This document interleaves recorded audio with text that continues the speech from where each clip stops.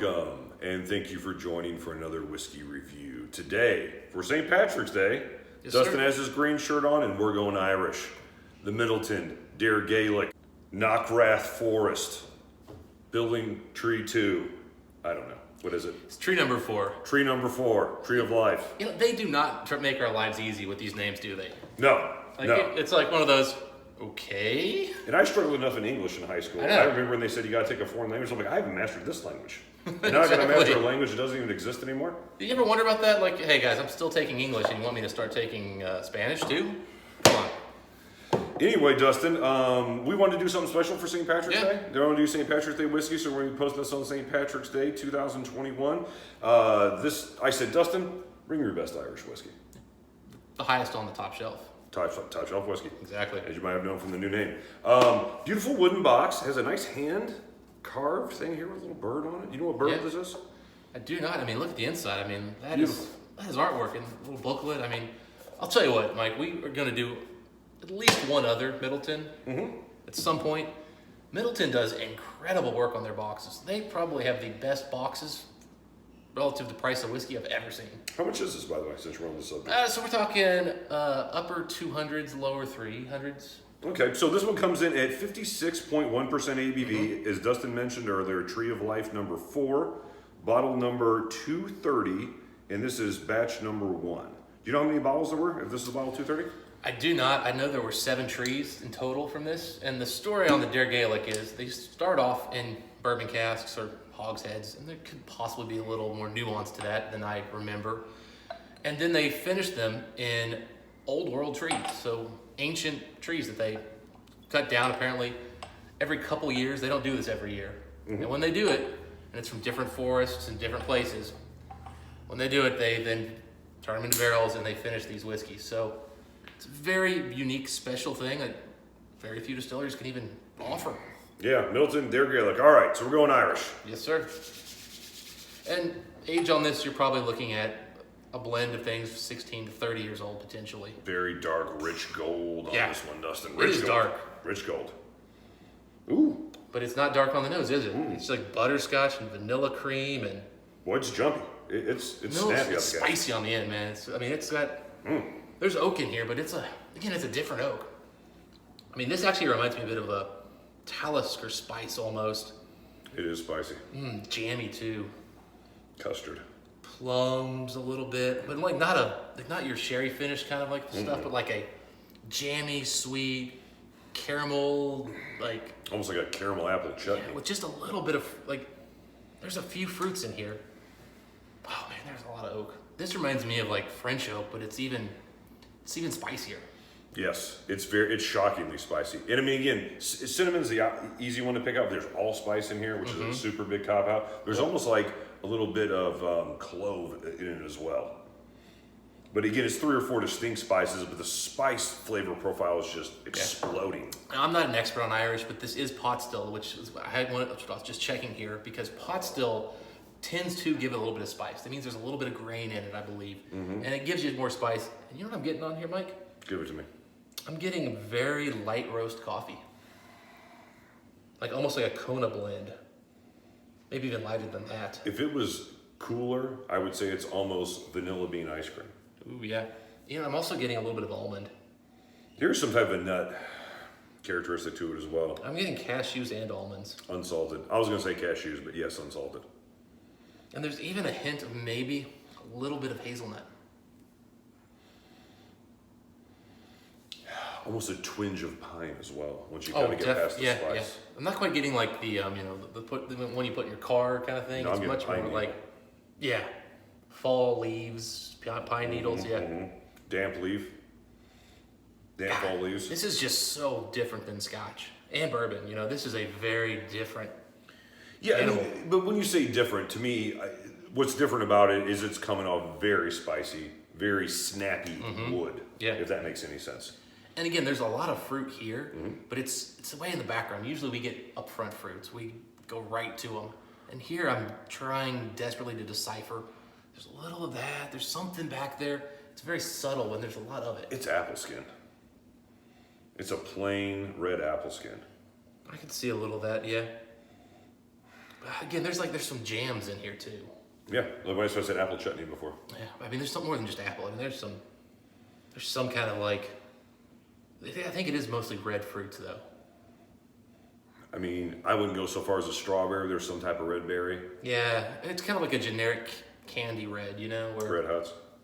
and there is some cinnamon too, yeah. But I'm thinking like candy red is in like it's a red fruit candy, and we're not really sure what flavor they went with. They're kind of saying it's the red one. Nerds mixed berry. Yeah. I used to throw that in ice cream. I enjoy eating.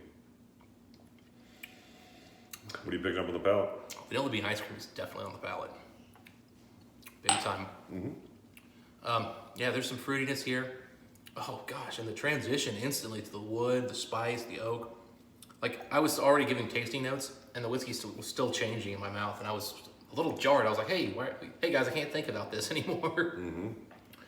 Oh my goodness, this is beautiful oak. This reminds me of some of the scotches I've gotten that use virgin oak, where you get this beautiful, rich, malty sweetness. And I mean, and the only way you can describe it is just malty sweetness, barley, with oak and spice and vanilla ice cream and. You know, see, initially on the palate, I was getting the vanilla ice cream. I was getting the spices. I was getting even a twinge of caramel. As soon as I swallowed it, chalk. Really chalky to me. I mean, I am talking school board chalk, like the teacher made you wipe off the board at the end of the day because you misbehaved. I'm just getting the oak. The oak note is the chalk note. Yeah, I can tell that's what it's coming from the cask maturation, which almost make me think this has spent a good amount of time in wood. But maybe it's just the old wood cask. But the old wood cask, to me, that oaky note comes off extremely chalky. Keep in mind, these are finished in virgin oak casks. The old world casks are virgin, so they're basically kind of similar to like a bourbon, maybe. Toasted chalk. Yeah, I don't know if they char it heavily or not. You know, I'm going to give my second ever and the second in the last 2 months Silent Hill reference. It's almost like that chalky ash that you see falling down in the game from Silent Hill. I mean, again, it's just when you swallow the oak note, it is just so white chalk that's crumbled to me. It's extremely distinct. I don't know if I've ever gotten that in a whiskey before. But then, after a few minutes, it kind of transitions into almost clay and then fruity apple skin clay. Yeah. That's a weird tasting note. Well, while you were giving your tasting notes, I was just thinking to myself, he's still about 10, 15, 20 seconds away from it finishing, transitioning, because it was still changing as you were talking. Yeah, it keeps going. It's very mouth coated. It's almost numbing on the sides of the cheek. Oh, peach. That's what it is. There's a lovely peach skin note that kind of comes in at the end that kind of reminds me of a Lagavulin 16 finish. Yeah, you just said that, and as I was nosing this, and I had a tasting note. I'm now getting peach marmalade. Yeah. Oh, yeah, peach chutney, peach marmalade. But yeah, it's peach skin. I mean, we're kicking around the same note here. I didn't get it on the palate initially, but I'm smelling it right here. I was thinking to myself, it's going to be weird because Mike always is the only one I've ever heard bringing up peach with his Lagavulin 16 references. Yeah, it's there, man. And then I'm like, here we go. But yeah, I mean, all we've done with the water is made this. I thought we already did water. Yeah, just a tad bit more. Okay. No, I feel like it needs to just loosen up just a tad bit more. I understood. Oh, and you know what? It's just, it's like a generic marmalade with oak infusion, with spices on the end, and just beautiful sweetness all the way through. Just the oak is really the interesting part to me because it's almost coming off like an old bourbon oak to me. That's just a tad bit ashier. Like we were doing the Orphan Barrel before, and we've done like King Kentucky 19, which is 15 but simulated to be like a 20-year-old. It has some elements of a super old bourbon, but this comes off with a little bit of ash and chalk and clay to it. Besides, have you ever had there is definitely clay. What? Baijiu? No. China. It's like their #1 drink. Okay. I don't know exactly. It kind of tastes a little rice winey to me, but they age it in clay. Okay. So a customer of mine just gave me a really nice bottle, or shared a really nice bottle with me lately, and the taste of it is very kind of an earthy clay note to it, and I get a little bit of that Baijiu clay. If any of you guys have ever had that, and anybody who's traveled to China or from China is going to know what Baijiu is. Yeah. I mean, we've had the Octomore 10.4. Which I think has a lot of similarities in that it's a virgin oak cask, which we're getting here. Virgin oak is distinctly obvious on this one. I mean, you just cannot miss it. Well, it's such a different profile that it's something unique. I agree with you. That's that virgin oak. I guess I don't know that that's for sure. That's what it is. I'll trust your opinion on that. I'm getting the same notes on this as I get on that French oak, virgin oak, just a little bit. Yeah, you're Some right. Similarities. Yeah, the 10.4. Yeah, I think the clay note you're talking about is on both. Yeah, with that one, the pine needle's kind of covered up, where this one's a little more exposed. Yeah, I mean, again, part of this is to showcase this old world oak, and so it's a showcase of old world oak, and that's very unique. And then again, using that Midleton and their pot still method, where they have a little bit of spiciness. I think what it is, Mike, and I'm going to get killed in the comments section. I think there's malted and unmalted barley that they use. Okay. So it's not purely a single malt; it's a blend, effectively, in the Scotch terms. Okay. And that gives it a little bit more spiciness because it doesn't sweeten up the barley. I think that's what it is. Well, Just kill me down below. Well, I'll tell you this. It is it's one of the spicier whiskeys I have ever had. Like, think of like a 15-year-old Glenlivet French Oak as a 2. This has turned up to 10. Yeah. I mean, this is really biting. But I spice. think they're compounding it though, because there's the pot still spice, Yeah. then there's the virgin oak spice, Oh, they're doubling down. and they're doubling it down. And I've had just enough pot still, Mike, where I think I can kind of pull them apart. But it's tough. It's a challenge. Like there's like a malt and spice that comes in when on the sweetness. And then there's a spice builds up from the oak, and it's distinct, but it's not. It's this far apart. It's really unique. Okay, so first it's sweet. First you get the most of the sweetness initially hit your tongue. Second you swallow it, explosion of spice.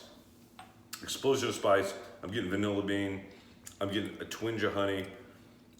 Completely drenched in spice, like all those things around in the middle of a spice rainstorm. And then here at the end, it's getting a little bit savory. I'm getting a little bit of red hots, and here it comes. Clay and chalk. Clay and chalk. Bijou clay, white, school board chalk. Yeah, I'm starting to actually pick up on bourbon notes. That's what I was saying earlier. It was like the oak, the dusty oak note's almost a bourbon-esque note to it. Yeah, but I'm getting a little bit of like a bourbon finished Scotch, where I'm starting to pick up like first fill bourbon. Where I'm starting to pick up some of that vanilla, but that comes with malt. As I've heard a few reviewers refer to it as tasting a little yellow. Yellow crayon. Yeah, the spice is rich. I don't know that water did something here. It shifted the balance, but it still gave me the same overall experience, which is just wonderful, amazing, top shelf whiskey. I tell you what, for St. Patrick's Day, we couldn't have picked a better whiskey. Not a better Irish whiskey. This might be arguably the best Irish whiskey I've ever had. Yeah, honestly, the competition's a little thin because there just aren't a lot of high-end Irish whiskeys. Agreed. And the few that there are quite expensive. I've done very few on this channel. I did like the Red Breast 12, cast strength, like that one. I've only brought the folks just a few of them. I meant to get the Jamesons and stuff like that, but I figured everyone knows what those are like. Yeah, we'll get into like a Barry Crockett at some point, which is in their Midleton. That's a little more refined, a little less oak driven, but unfortunately not cast strength. I don't know what you're as far as a whiskey score here. You go first. 87 out of 100. We'll go 88. Yeah. I mean, it's a really good whiskey. It's a spice bomb. It is, yeah. I love it. It's like my grandma was baking for Thanksgiving. So about $275, Mike. And it blew up. What? What do you think? $275. Cost? Yeah. Well, I'll say this. It tastes like it has a good age on it. I know it has a great ABV on it. I know they spent money on the wood in the cask. So the only thing that's left to evaluate, I guess, is the distillate and how they put the whiskey together. Yeah. It's about right. Yeah. I will say this. I don't like to give bonus points for packaging, but I gotta say that box is one hell of a box. I mean, if you're looking for something for, a little bit of display value on top of that, there's a lot of value there. I am probably gonna buy this in the future if I can get a hold of them. I might buy some different trees. Sure. I know when our buddy Jason was over here, he had a different tree, distinctly different. And this one, by the way, was not one of the trees that they're saying was one of the exceptional ones. So if I can get a hold of a tree, I believe 5 and 7 are the ones they're saying that you have to get if you can. I've never seen one for sale, so. Well, Yep, we'll have to cross that bridge when we come to it, my friend. absolutely. All right, so that's where we're at as far as whiskey scores. I'd like to know what you think of this whiskey if you had the opportunity to try it. So let us know in the comments section. Dustin, until next time, what do we wish the folks? Happy drinking. We'll see you then.